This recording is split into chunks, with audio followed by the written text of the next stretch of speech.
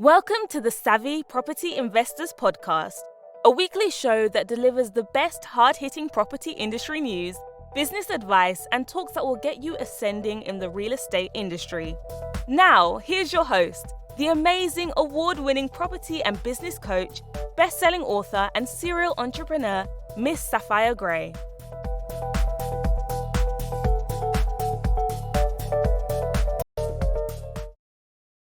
Hello, ladies and gentlemen, and welcome to another episode of the Savvy Property Investors Show.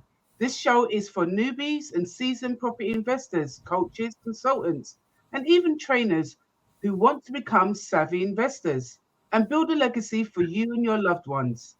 My name is Sapphire Gray, and I'm your host. Every week, we bring you different episodes talking about property investments and various business topics on how you can grow as an expert in your business. Sometimes we interview clients so that you can learn from them and bring in expert speakers from property or the business world. Today, we're going to be talking about property success with the help of property VAs. But before I introduce our guests, I just want to remind you about a couple of things. And if you are new to our podcast, make sure you subscribe and visit our YouTube channel so you don't miss out on another episode. If you haven't recently downloaded the Property Investors Toolkit, make sure you go ahead and do that now. You know that following in the footsteps of someone that has already created wealth through property and business is the way to learn. Maybe you're struggling to know what strategies you should be starting with, or struggling with how to find that property or how to purchase. Whatever your issues is, there's something that we can do for you. So go ahead and download the Property Investors Toolkit that was specially formulated for you in mind. The link you will find at savvywomen.co.uk, and for the special price of £37 today. If you scroll down also in the show notes, you will find a link to our YouTube channel where you'll also find the link for this wonderful offer. Again, it's £37, so go ahead today and download your Property Investors Toolkit. It's now time to introduce our guests. And today we have Cristina. Cristina is based in West Yorkshire, England. She runs a property investment business, Houseborne Ltd, with her husband, Stephen. Houseborne Ltd builds new homes for local council housing associations. Christine also runs a property VA providing outsourcing solutions for UK property investors. She holds a weekly training program for Filipino VAs to learn how to find property deals for their property investor clients. Christina has been invited to speak at property network events with Wealth Builders, Cogito Wealth, and 90 Days Planning. For 2023, in addition to working on new build developments, she has set up an introduction company connecting small to medium house builders in the UK with private finances via private equity and HNW investors. Most property investors understand how leveraging a virtual assistant can help them to do more and achieve more in the property.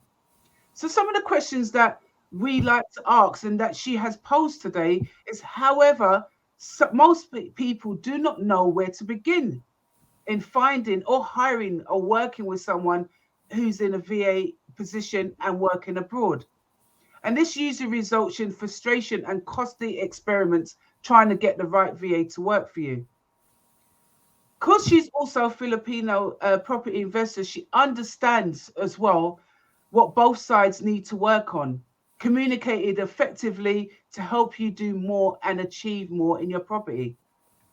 So these are the things that we're going to be talking today with Christine, and we really look forward to getting our insights, how we can hire those virtual assistants to help us build our robust property business. I'm Sapphire Gray, your host, so let's get started. Cristina, thank you for joining us today. Sapphire, thank you so much for inviting me. I'm really honored and excited to be able to join you in your podcast. That's brilliant. So I really want to dive in. I mean, I'm going to be working with you shortly as well, and some of your VAs as well, to help my business, because I really believe in, and everything you've shown me so far, I really believe that it will really help me elevate my business. So can you share with our audience, why are most VAs from the Philippines? Thank you. That's a great first question. I mean, it's a combination generally of cost and culture, skills, and attitudes as well of the VAs that you can find from the Philippines. Cost wise, hiring VAs from the Philippines is very easy on a small business owner's budget. A VA with highly sophisticated IT skills will cost for a business owner a fraction of what it might cost otherwise. Apart from cost, culture and attitudes of a Filipino VA lends them to be very industrious, helpful, friendly, very friendly, and to a fault, and I can discuss this more later, very much uncomplaining with the work that's given to them. I love that. And that's the thing. I have worked and I've got staff on board currently from the Philippines, and she's absolutely lovely, and she's so easy to work with, and they don't complain. They just get on with it. And I like her attitude towards my business as well. She's so involved in it and can say and speak her mind, which I absolutely love as well. Because I don't want someone just there to work. I want someone to be involved and feel part of what we're trying to achieve and build. Absolutely. So how much does a VA cost then generally? Right. So this very much depends on the skills required and also whether you're hiring a salaried monthly VA or a VA who's simply doing freelance work for you. So freelance VAs tend to charge more as an hourly rate because they'll need to hustle more, work with multiple clients and not just focus with one client. A salaried VA will charge less because for them, the consistency of having a monthly salary works for them better than having to hustle with several clients. Skills wise, if you're looking at an admin VA, so the most basic kind of VAs out there, full time, that's 8 hours a day, you're looking anywhere between about 300 to 450 pounds a month. VAs with more highly sophisticated IT skills, such as maybe Facebook marketing or SEOs and digital marketing, they tend not to want to be salaried VAs because for them, it's more lucrative to work as freelancers. Their hourly rate ranges between maybe £6 an hour to about £15 an hour. Mm-hmm. Excellent.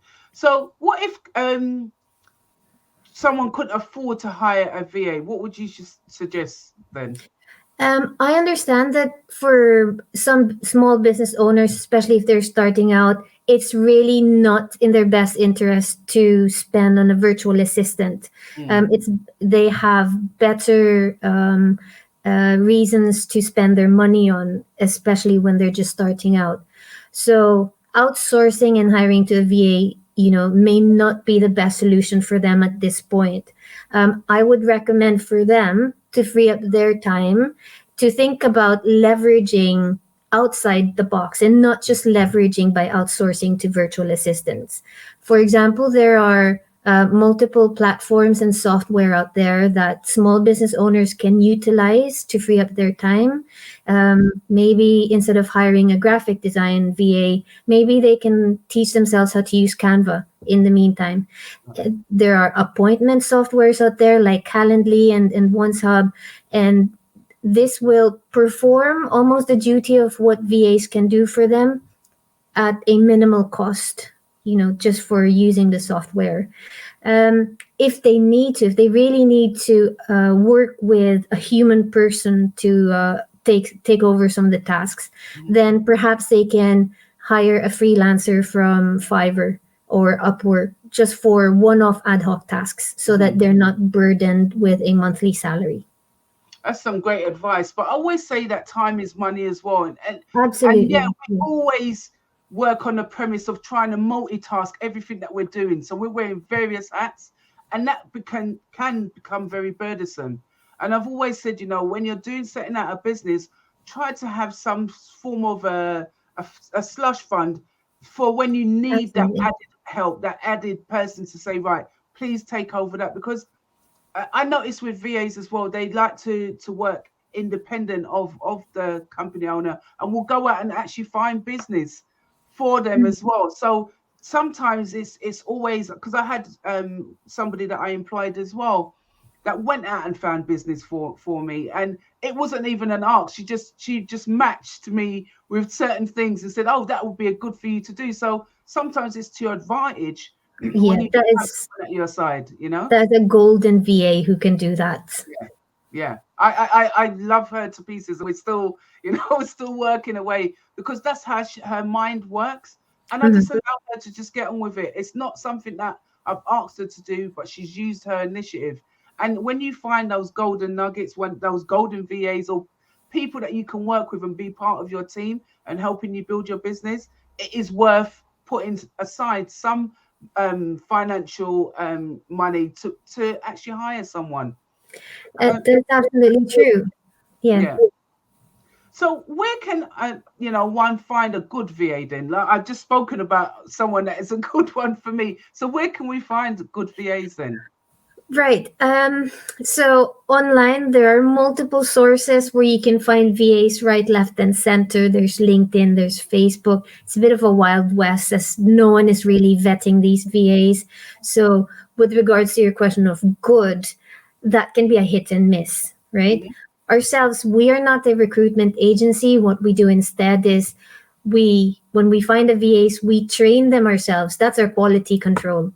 Um, Also, by doing so, we remove the requirement for the business owner to have to recruit and interview these VAs to find the right one, because they can be assured that, because I've trained the VAs myself, they've gone through 6-week program that essentially whoever we assign to them, they can be assured that these are fantastic VAs that are ready to work for these clients.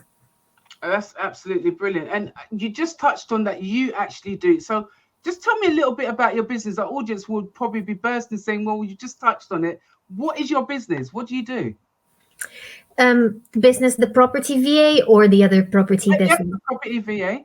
That's Oh, excellent. fantastic. Okay, great. So at the property VA, our tagline is very simple. It's property VAs for property investors. Excellent. That is to say, our main focus is to help property investors. As a property investor myself, I know what skills you need. I know what it's not just the requirement as well, or what you want the VAs to do, but sometimes the expectations that a property investor has of working with VAs. And some of those expectations are unrealistic. And this business, the property VA, is to help, property investor clients just work with their expectations, with working with virtual assistants, how to work with them efficiently and productively and smartly as well. So most of the time, yes, I do train my VAs 6 weeks for them to be ready to work with clients. Mhm. But often there's also a little bit of client education involved, Good. because a small business owner, as an investor, you're a self-starter, you know how to get on with things, do it yourself, but that doesn't necessarily mean that you have the same expectations or the right expectations with VAs who are, as you may expect, not trained to be investors. Yeah. So there's that thing as well, that at the property VA, myself, I'm always conscious of straddling both worlds: the Yeah. world of the property investor with their expectations, as well as the world of the virtual assistant who has the cultural programming of being Filipinos, of communicating as Yeah. Filipinos, of having working attitudes like or as Filipinos as well. So Mhm. it's sometimes these two, they work very well together, but also sometimes these two expectations, these two mindsets, these two worlds, they don't work so well. So at the property VA, that's my goal, that the property VAs are working as efficiently as and effectively as possible for property investors. And that's a brilliant way to look at it as well, because sometimes what you'll find is that you take on a team member, but we as business owners forget that they are coming into our world. Exactly.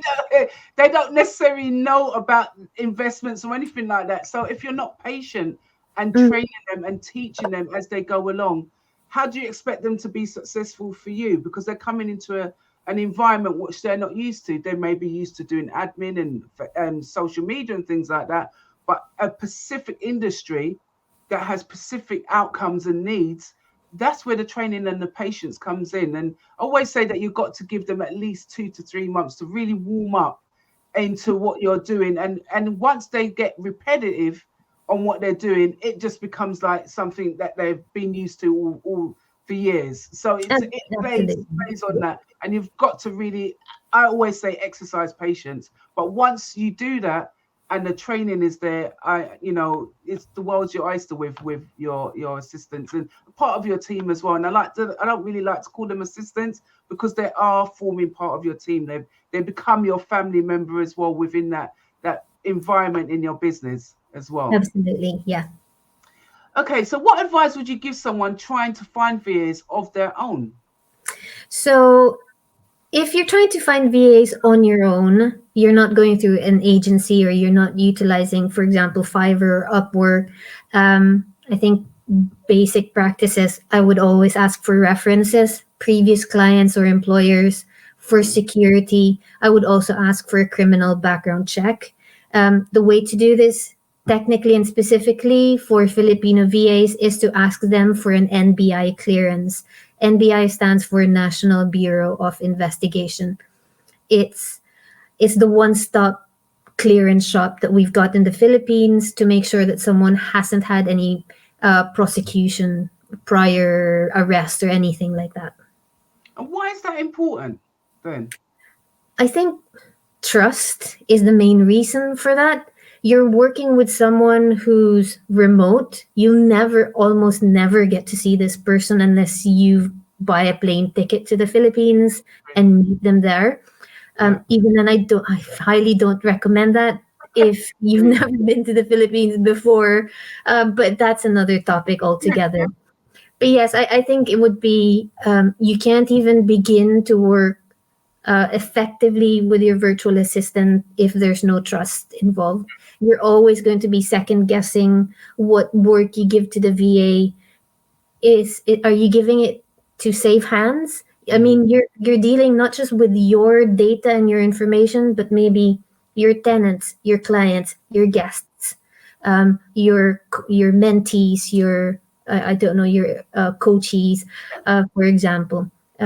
So you don't want that to be the underlying emotion of working with VAs. You just want to get the trust issue out of the way. Oh, that's brilliant. You've shared so much information, but I know you've got lots more to share with us. So please join us after the break with more insights from Christine. Like what you hear so far? Make sure you never miss a show by clicking the subscribe button below. Our podcast is only made possible by great listeners like you. Welcome back, and thank you so much for sharing a plethora of information. We talked about why use VAs from the Philippines, the cost of it, where to find them, and also doing a background check to make sure that you're getting somebody that is going to be ethical and sort of sound in your business, because trust is a big factor in our business. And even though we don't even have that over here, it's really nice to know that you train when you're running your business to help your clients, you're making sure that everything with those VAs is compliant. So are there any horror stories of property investors working with VAs? There definitely are. I mean, you can go to YouTube and type in, working with Filipino VAs. I think for the most part, 90% of the videos that you'll see are all positive, but then you'll hear some horror stories as well. Typical horror situations are where VAs disappear or that VAs haven't been honest. I mentioned earlier that Filipino VAs, to a fault, are very much uncomplaining. I think day to day, this is something that is beneficial to the business owner until the VA gets overwhelmed. Culturally, we are not very forthcoming and self-assertive when it comes to our needs, and I'm talking as a Filipina here. Mhm. So situations can lend to the Filipino VA being overworked, overwhelmed, unable to communicate to their business owner client that maybe they need help, they need extra support, or this task is too challenging, or maybe they've made a mistake, and no matter how tiny it is, sometimes it can be overwhelming for Filipino VA to then speak to the client, ask for help, right? And to them, when they're at that situation, when the emotions are really overwhelming, their only solution that they can see, blinded by this overwhelmed feelings, is to simply not show up. Yeah, And as a business owner, that's the last thing that you want to happen, true. because typically business owners, when they work with VAs, is that they rely 100% Mm. on the VA. They haven't put measures in place to for situations where the VA needs to be replaced. The VA can no longer work for you, even if the reasons are not malicious. Maybe they need to go back to help a family member, or they need to go back to school, or they found a different another client or another work.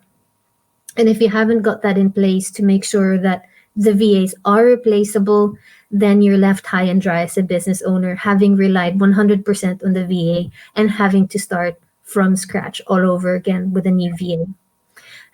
In terms of VAs being dishonest, this typically is, let me see.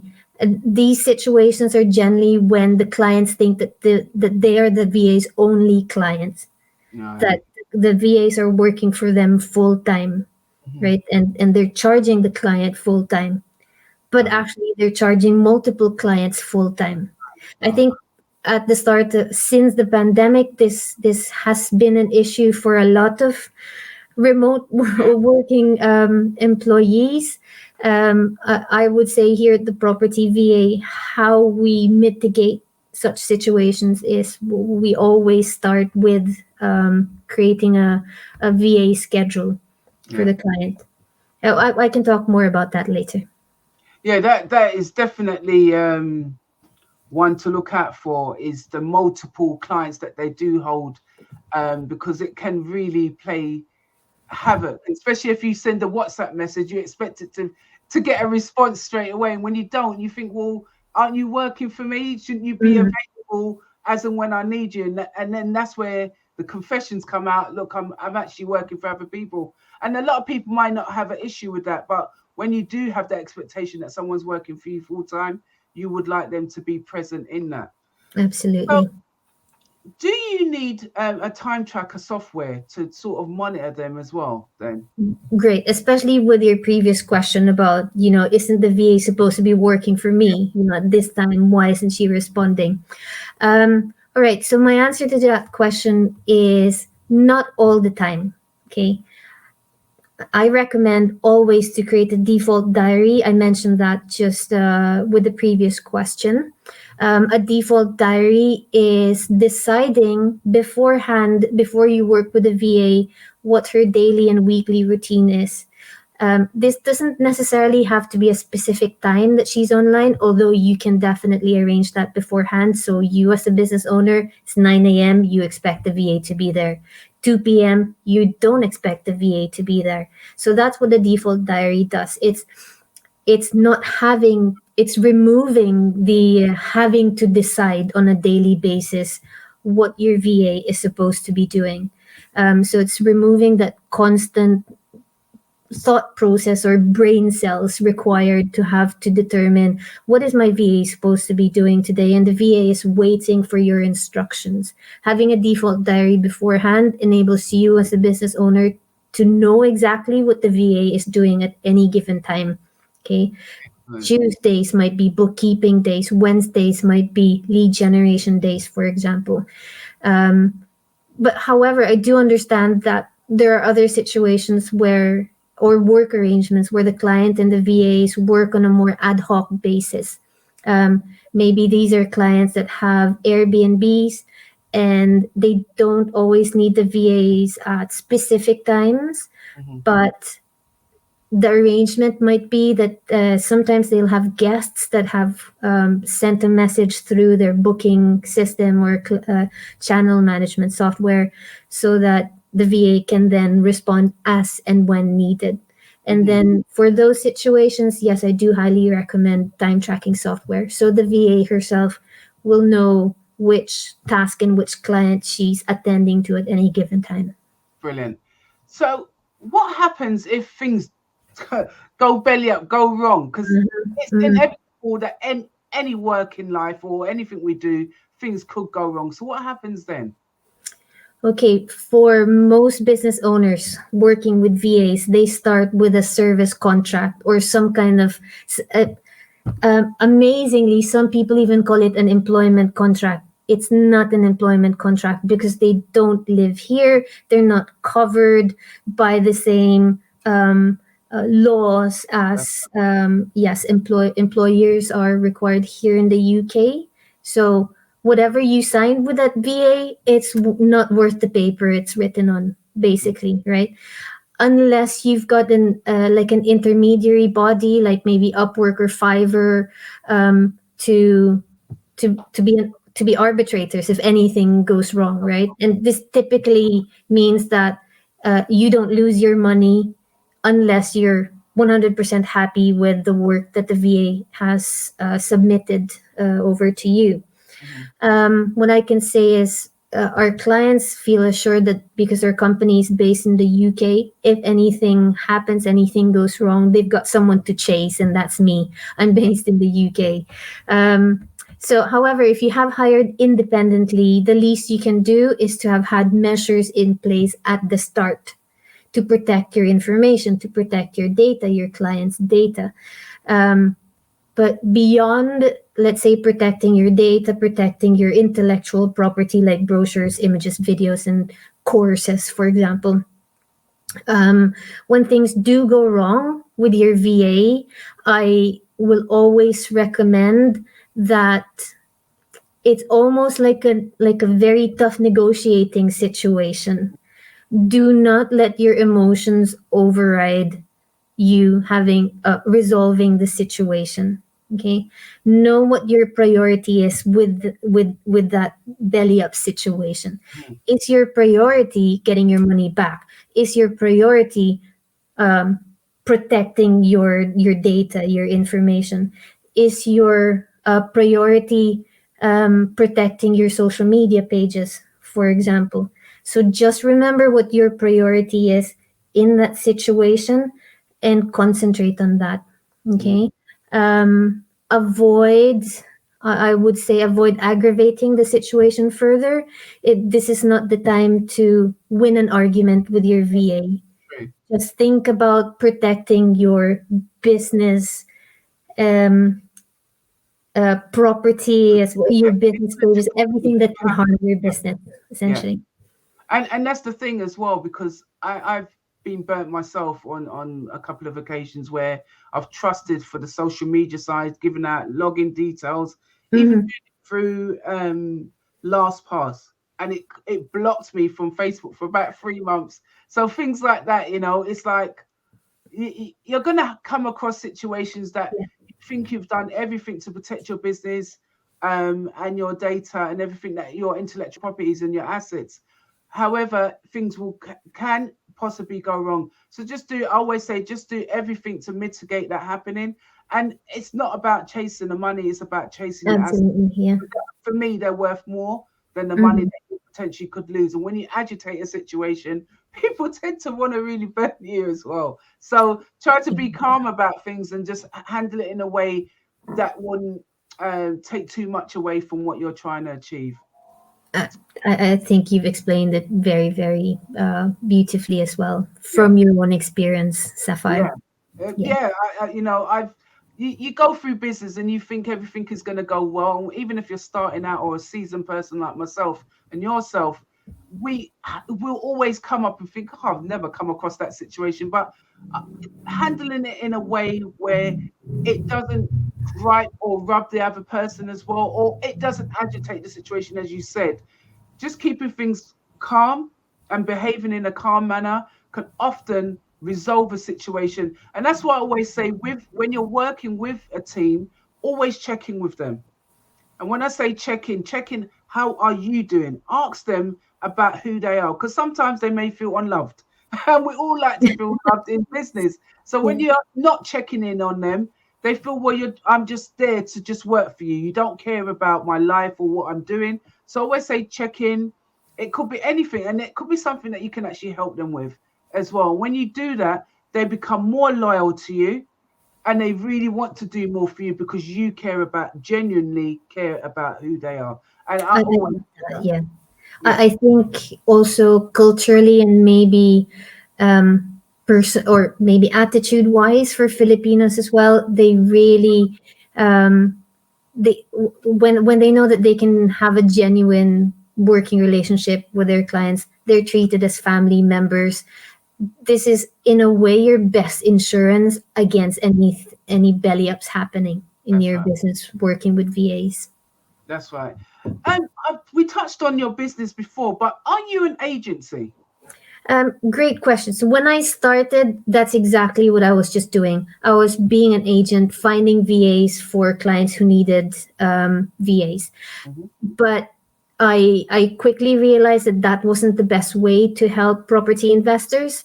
They didn't just need a VA. What they needed was someone to help them work with VAs. Mhm.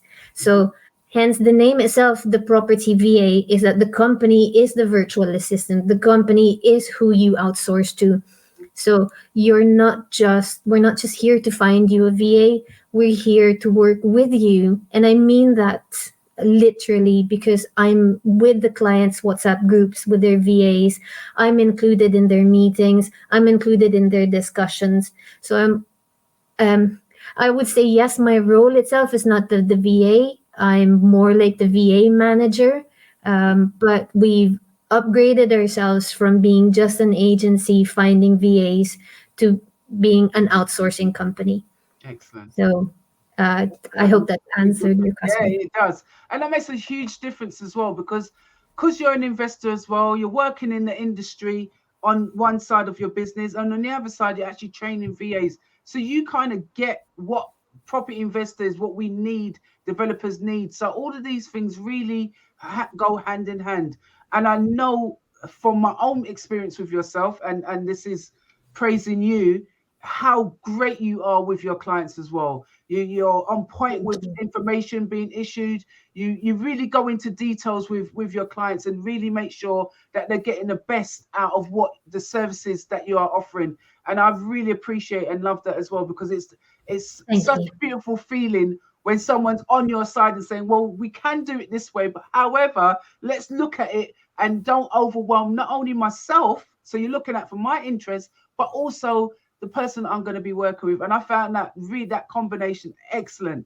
I've just been Thank recently you very doing much. some exams, so Yeah. I'm going to be starting our ventures together in the month of June, and I'm absolutely looking forward to it. 'Cause I know it would really assist me with leveling out my business, knowing what I'm doing in that space, and looking for properties and things like that. And we've discussed that at length, and I'm just so looking forward to being able to venture down that road and see what the joys it will bring as well. So Sapphire, I can't thank you enough for that glowing testimonial almost. But yes, I think it's a combination of my experiences working and helping property investors, as well as stories from property investors as well, how I can improve, helping them, what's not worked for them. And it's all just a learning experience. absolutely, but you're helping your clients learn about who they are as well, and that's very rare when it comes to when you're doing consultancy work for someone and saying, right, this is what you want. However, I'm looking at you from a different perspective, and maybe you haven't thought about this. And when you can do that, that's just kudos to you and how you are Thank you. looking at. So look, especially for my business, looking at my business and saying what really works and what will work for me. So I appreciate that. So what is your best advice for working with VAs? Don't go crazy. Yeah. Outsource a few tasks at a time. Yeah. Yes, especially with small business owners, they think that working with VAs, would mean that the VAs look after everything, or VAs is the solution. Now everything's going to be all right. Everything's going to be perfect. That's just not the case. Okay. VAs don't come with the solutions. VAs are the operators of the solutions that you as the business owner will then set out for the VA to carry out. I mean, there's several tips that I can share with you when working with virtual assistants. My favorite tool is the default diary, because it's so it's so non-technical. It's a thing that everybody can do without any use of software, without any expensive programs or platforms to use. It's simply a concept and a mindset that you don't need to outsource everything to the VA. You list down what you want the VA to look after. You create a route. You and the VA create a routine, and the VA perfects that routine.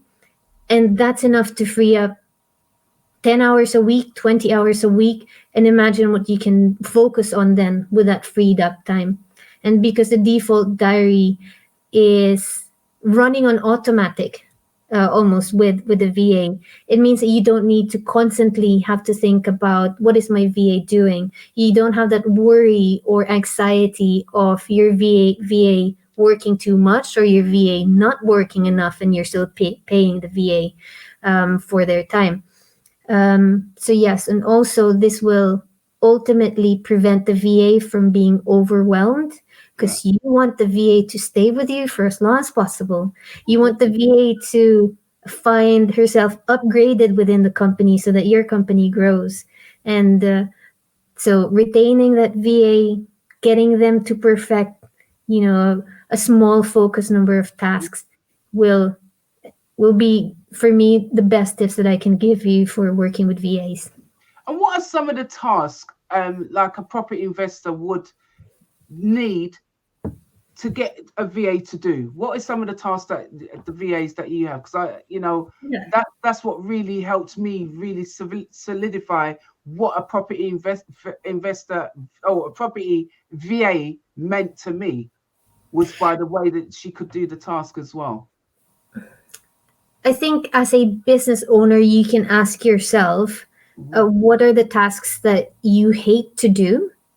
Because, well, they just don't give you joy. Maybe you just have no desire to do bookkeeping, right?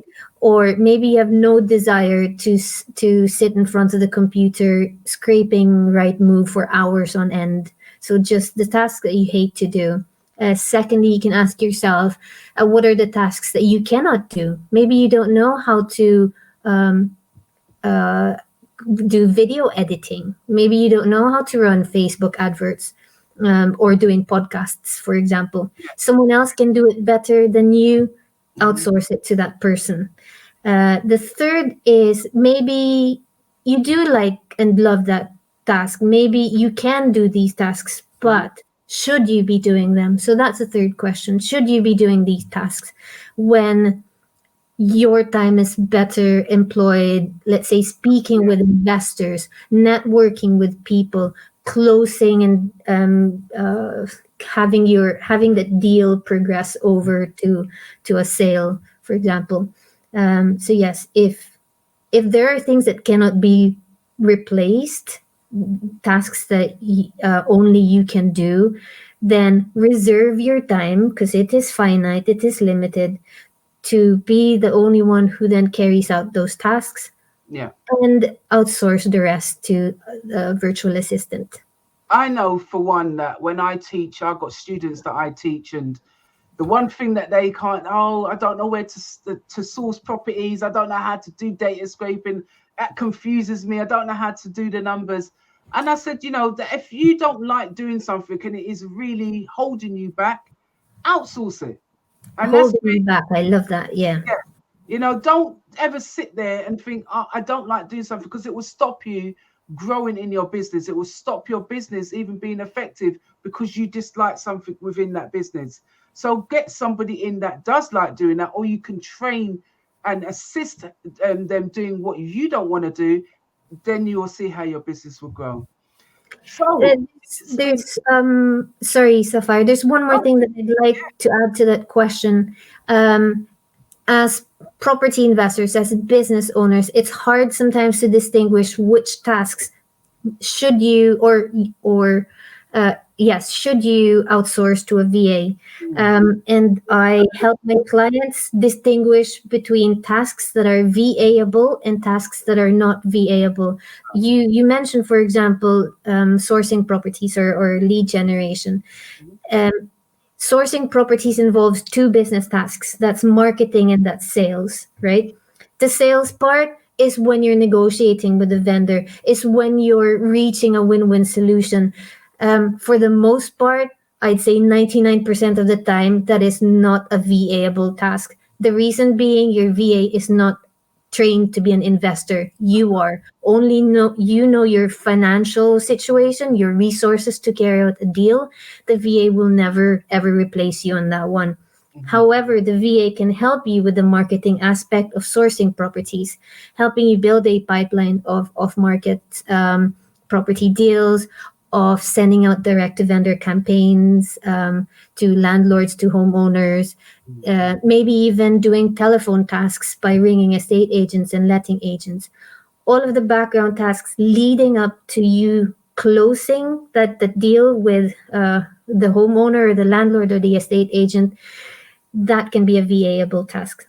So the marketing side is generally one of the most favorite tasks that investors outsource to VAs. And I love that you've done that distinction between the two, because no one, I'm a black and white kind of girl. I like things to be, what can they do, what they can't do, and there's no sort of crossover. Yeah, if you're the investor, you're the perfect one to close and sell.